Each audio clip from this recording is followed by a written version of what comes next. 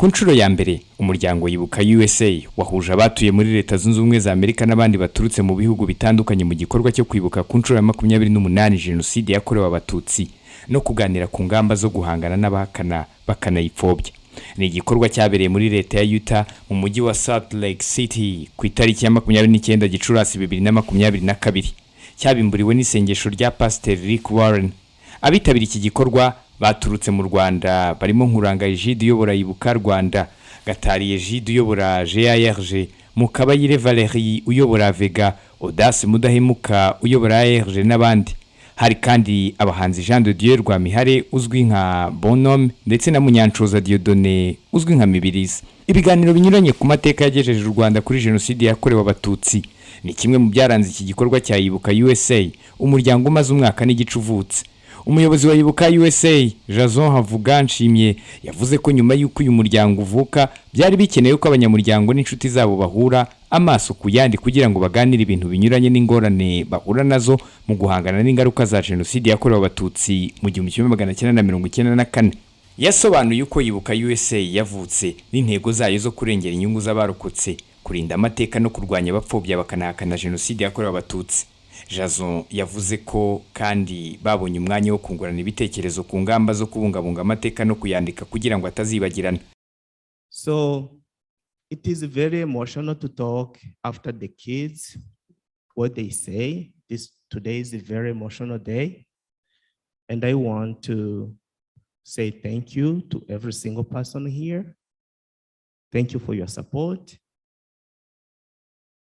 And we, the survivors of 1994 genocide against Tutsi, we are here to support our community, to help build a better, peaceful world. Because we know what hatred and division and the genocide ideology did to us, and we don't want this to happen to anybody else in the world. Never again. Rwanda decided, has chosen to remember, renew, and unite. Now is the first peaceful country in Africa. Welcome, come and visit and saw those memorial sites where the evidences are. Because someone who wrote or who are trying to tell the story, they even never seen the evidence. So they are telling basically what they haven't seen or what they don't know. So we invite you to come and see the evidence and tell our story when you know and when you would or you saw it. Thank you for your attention. Thank you for your support on our daily life.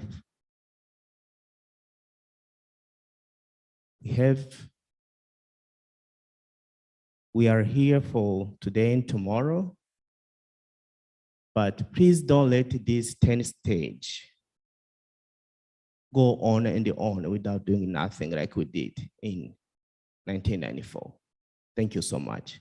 Umuyobozi wa Kwibuka Rwanda Nkuranga Egide yibukije ko mu nshingano z'uyu muryango harimo kuba umuvugizi w'abacitse ku icumu rya Jenoside yakorewe abatutsi mu bibazo bitandukanye birimo ubutabera kugira ngo hakurikiranwe abayigizemo uruhare. Hari kandi gufasha abarokotse kubona imitungo yabo, kwibuka bishwe muri Jenoside no kwita ku mibereho y'abacitse ku icumu babashakira aho baba, kubavuza, amashuri y'abana n'ibindi. Nkuranga yasabye abari aho gufatanya gukemura ibibazo by'abacitse ku icumu bashyize hamwe, kwigisha abana baba amateka ya Jenoside, gushyira ingufu mu kurwanya abahakana bakanapfobya Jenoside yakorewe abatutsi abari bo bose aho bari hose. Ibuka misiyo irumvikana neza z'abandi ni ubuvugizi kugira ngo dushobore gukemura ibibazo bikomoka kuri Jenoside yakorewe abatutsi, cyane cyane tube ryajwe rigera kure ibibazo by'abacitse ku icumu. Objectif zo nyinshi sinirwa nzigarukaho, ariko ndagira ngo wenda mubwire domene twitaho cyane cyane nanasobanura ko nta mwanya wari cyane cyane icyambere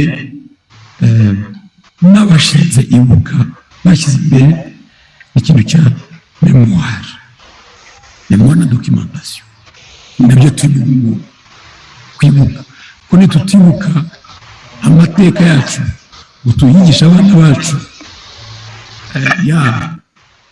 never again tuhora tuvuga izatubera ikibazo n'ikintu rero gikomeye nimo mubona abantu bafashe intege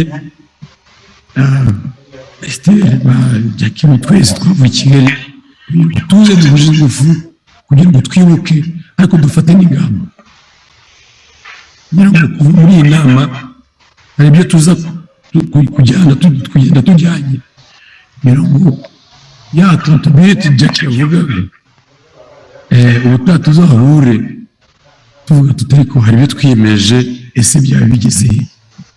Mu kiganiro cyatanzwe na Mutanguha Freddy umuyobozi w'urwibutso rwo ku Gisozi yavuze ko ari nk'igitangaza kurokoka kandi ingaruka za jenoside zikurikirana barokotse imyaka myinshi. Yavuze ko ingaruka za jenoside zihindura imyitwarire y'umuntu n'ubuzima bwasigaje ku isi bitewe no kwibuka be inshuti n'abaturanyi yabuze. Ibi nibyo bibyari hahamuka kuri bamwe mu barokotse. Mutanguha yavuze ko abari n'abategarugori bari hagati y'imyaka 13 na 35 bagera ku 250 bafashwe ku ngufu bamwe bakanduzwa indwara zidakira nka sida. There are those who traumatized by their personal experience of extreme violence. For example, during 1994 genocide, more than 250,000 women aged between 13 to 35 years were raped during genocide, and 67% were infected by HIV/AIDS. 20,000 children were born after that barbaric act. And these children, they're a constant reminder of what happened, bad experience about the rape to their mothers. You can imagine the relationship mother and child when those people, they're grown up.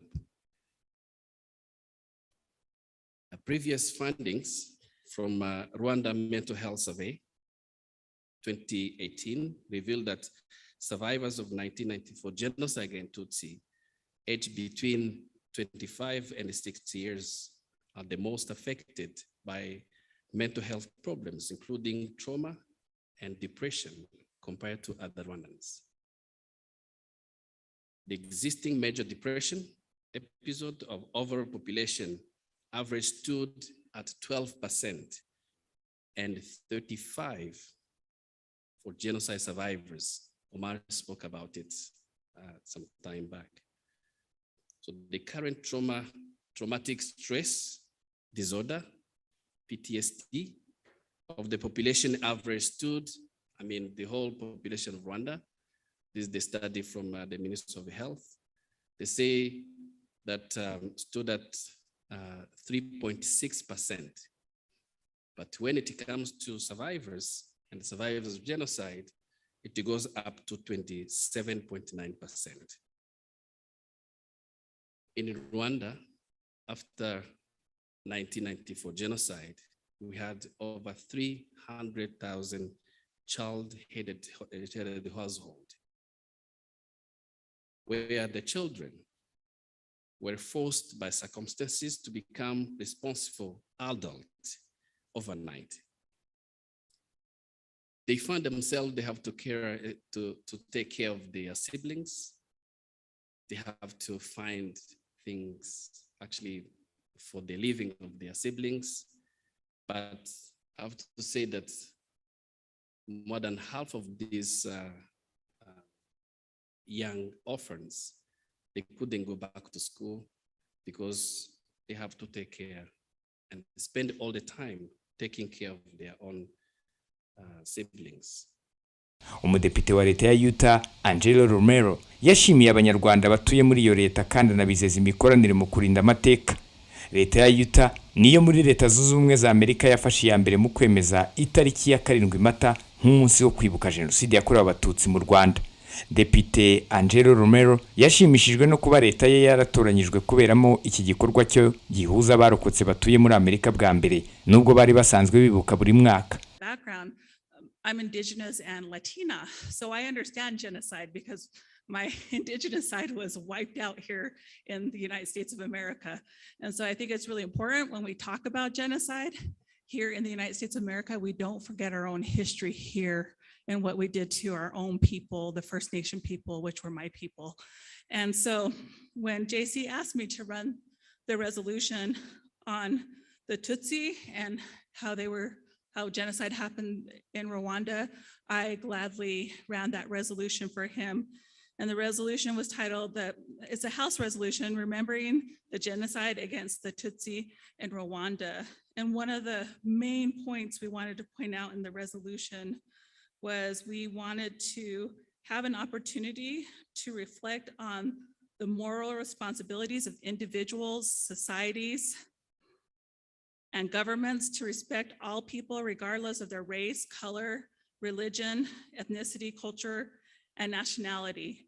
And so that's, as a policymaker and as somebody who serves in the Utah House of Representatives, that is my life goal. And what I always do is I always want to make sure that we here in Utah are inclusive of all people, regardless of where people are from. And so recently, we have an epidemic here in our country when it comes to Indigenous women, First Nation women here, and two-spirited individuals where we don't know whether they've been murdered or they've went missing. And so I am the co-chair of the Murdered and Missing Indigenous Women and Girl and Two-Spirited Task Force. And so that's something we're working on here. Mujawayo Esther utuye mu Budage yatanze ikiganiro cy'uburyo bwo gufasha uwagize ihungabana. Yagarutse ku bimenyetso by'ihungabana, agira inama barokotse kwitabaza abaganga babishoboye kuko bifasha mu gukira ibikomere bitagaragara n'ibigaragara. Mu buhamya bwatanzwe na Batamuriza Daphine yasobanuye ukuntu yari afite imyaka 2. Mukuru wagahora muhetse ku mugongo n'ukuntu bombi bajugunywe mu cyobo cyuzuye imirambo inshuro nyinshi. Yavuze ko mukuru we yakomeje kumwihishana kugeza ubwo rimwe yamusize munsi y'igiti kuko yatekerezaga ko yapfuye, ariko nyuma agarutse agasanga agihumeka akongera akamuheka. N'ubuhamya bwarijije benshi kuko n'ubwa mbere yabuvuze nyuma yo kumara imyaka myinshi yarananiwe kuvuga ibyamubayeho. And I could sense that it was too painful for her to talk about. When she did share the stories, it was usually during Kwibuka moments. I loved hearing that I got my skin tone from my father and that he chose my last name.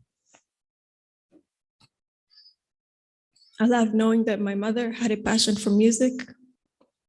Her favorite singer was Kamariza, and she knew all her songs by heart.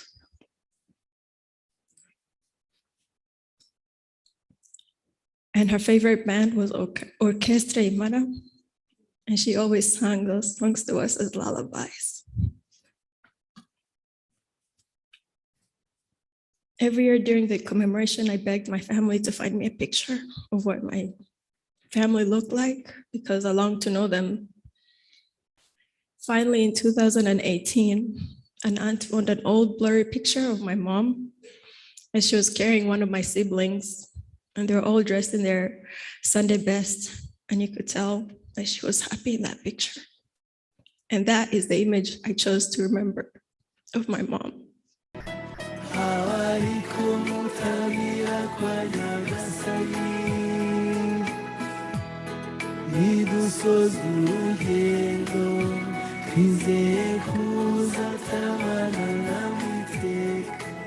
Ku munsi wa gatatu w'iki gikorwa, cyane ko cyabaye iminsi igera kuri 3 kuva ku wa gatanu kugera ku cyumweru, hakozwe urugendo rwo kwibuka rwitabiriwe n'abanyarwanda n'inshuti z'u Rwanda. Abitabiriye iki gikorwa kandi basabye Leta Zunze Ubumwe za Amerika kwemeza inyito ya jenoside yakorewe abatutsi mu 1994 aho kuyita andi mazina. Simeon Tizonhumza, One Nation Radio, ijwi rya diaspora muri Amerika. Ese ujya utekereza kuri ejo hazaza hawe n'umuryango wawe uko hazaba hameze? Bantu muri Amerika waba ujya utekereza uko byagenda cyangwa uko watunga umuryango wawe uramutse uhuye n'ikibazo cy'uburwayi bukomeye bwatuma utabasha gukora igihe kirekire? Igisubizo ni life insurance with living benefits. Ibaza ubwishingizi bubumbiye hamwe bugufasha igihe cyose wagira ibyago ukarwara uburwayi bukomeye bukakugoboka, wagera mu zabukuru bukakugoboka, ndetse wanitaba Imana umuryango wawe ukitabwaho neza kandi igihe kirambye. Akarusho rero nuko iyo udahuye na kimwe muri ibi bibazo uba ushobora gufata ubwizigame bwawe. Icyiza kindi kirimo hano rero nuko kubufata hakiri kare ariko kugira inyungu nyinshi, kuko urinda ugeza mu zabukuru ugitanga amafaranga amwe wahereyeho utangira kubufata, bitandukanye n'ababufashe barakererewe. Waba uri mukuru waba ukiri muto, nawe ubu bwishingizi urabukeneye kandi urisanga.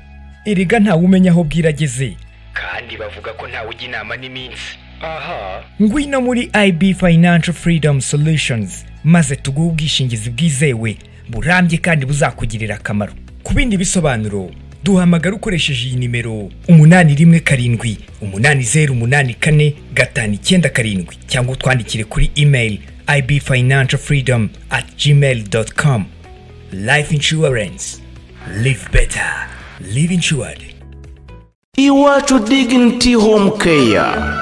Iyi ni intaho y'amahoro n'umunezero yakirana ubwuzu abageze mu zabukuru batagifite imbaraga zo kwiyitaho cyangwa babitaho, kimwe n'abasazanye indwara zibasaba kwitabwaho by'umwihariko nka diyabete, kanseri, umuvuduko w'amaraso, kwibagirwa n'izindi. Muri Iwacu Dignity Home Care bagukorera isuku ijyanye n'icyubahiro kigukwiye, ugahabwa ifunguro rihuye n'iby'umubiri ukeneye. Baraguhuza n'abavuzi ndetse banagufasha gufata imiti neza no gukurikiza inama za muganga. Hari n'imyidagaduro irimo no kugutembereza bigufasha kuruhuka no gusabana. Ni mu gihe kandi kuko bafite abakozi bazobereye mu gutanga izi serivisi, bifashisha uburyo n'ibikoresho bigezweho bituma bagukurikirana ubudahumbya. Wowe uri mu Rwanda ukeneye izi serivisi rero, nawe uri mu mahanga wifuza gusazira mu rwakubyaye, shyikira Iwacu Dignity Home Care, urugo rwuje urukundo n'ubumuntu, aho wiyumva nk'uri wawe mu muryango.